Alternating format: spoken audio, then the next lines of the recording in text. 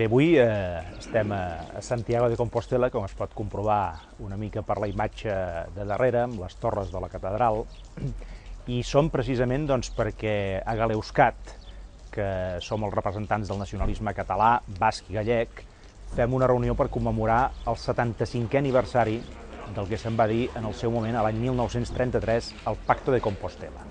Un pacte que es va signar entre el nacionalisme català de l'època, el nacionalisme basc i el nacionalista gallec, i que va servir per, de fet, reiniciar tot el procés de Galeuscat que havia nascut l'any 1923, molt pocs dies abans del cop d'estat de Primo de Rivera.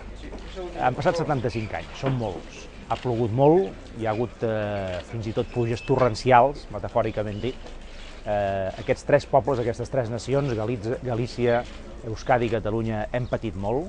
Hi ha hagut moments molt foscos en aquesta història recent del segle XX, però de tota manera aquí estem, no?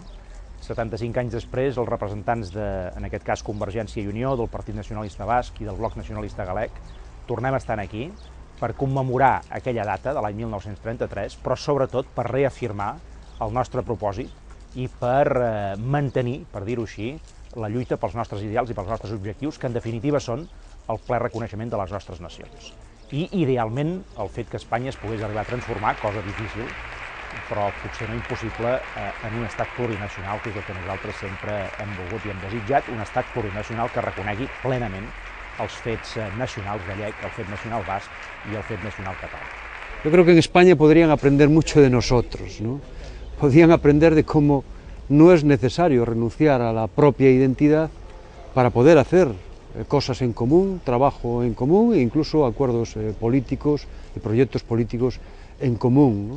Yo creo que en Galeuscat, y en esto tiene que ver mucho Artur Mas, pues ha conseguido ser un referente político en el Estado, ¿no? Sobre todo una forma diferente de entender la política y de entender las relaciones entre los partidos. Y desde luego para esto el papel de Artur Mas ha sido determinante, ¿no? Por esa capacidad de liderazgo que tiene y sobre todo por esa capacidad de diálogo y de llegar a acuerdos y siempre esa disposición a escuchar a los demás, ¿no? Cuestión, pienso que muy importante en un líder político, ¿no? La lluita per les llibertats nacionals de Catalunya no són per impacients, són per gent perseverant, són per gent constant, són per gent que lluiti per uns ideals d'una manera permanent, i crec que en aquest sentit aquesta aliança renovada entre Galícia, el País Basc i Catalunya també pot servir perquè aquestes tres nacions es vagin desenvolupant en el futur des d'un punt de vista cultural, des d'un punt de vista lingüístic, no cal dir, però també des d'un punt de vista econòmic i des d'un punt de vista de la seva pròpia projecció internacional i, òbviament, des d'un punt de vista del ple desenvolupament del seu propi autogovern.